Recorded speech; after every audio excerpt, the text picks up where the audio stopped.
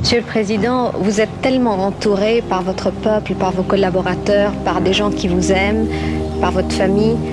Mais est-ce que on ne vit pas quand même une grande solitude quand on est au pouvoir?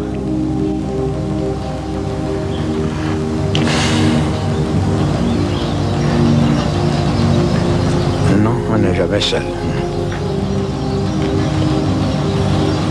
D'abord, avec les idées qui vous assaillent, vous êtes toujours occupé.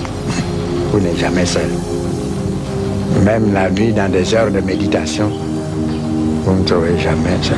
Et pour moi, j'ai une conception, à savoir que l'homme a trois juges.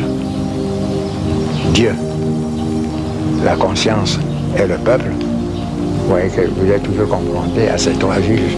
Vous n'êtes jamais seul. Ce qui nous différencie de nos frères des pays développés qui connaissent l'écriture, c'est que la mémoire est plus paresseuse chez vous, puisque vous confiez tout au papier. Vous ne pouvez pas ne pas recourir au papier, même pour ce que vous avez écrit vous-même.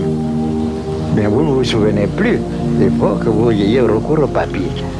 Mais nous qui n'avions pas de lettres, tout est dans la mémoire. J'ai connu un vieux qui m'honorait de son amitié, me considérait comme son fils, le vieux bon Koulibaly, chef de Korogo. Il est mort à l'âge de 115 ans. J'allais le voir. C'est une mine inépuisable de sagesse. Bien, ce vieux, pendant des heures et des heures, égrenait ses souvenirs.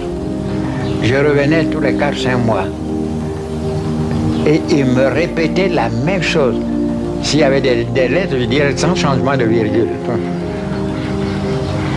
Notre mémoire, quand je vois par exemple un Français faire un discours, il y en a très peu d'orateurs qui ne se servent pas de papier. Mais nous, si c'est dans notre langue, je peux parler pendant 10 heures. Est-ce que j'ai besoin de notes? C'est la mémoire qui me relate tout ceci. J'ai pu vous dire, il y a une chose que, comme nous ne connaissions pas les dates, je suis obligé de les noter. Mais de l'âge de 5 ans jusqu'à ce jour, je me souviens de tout ce qui s'est passé dans ma vie.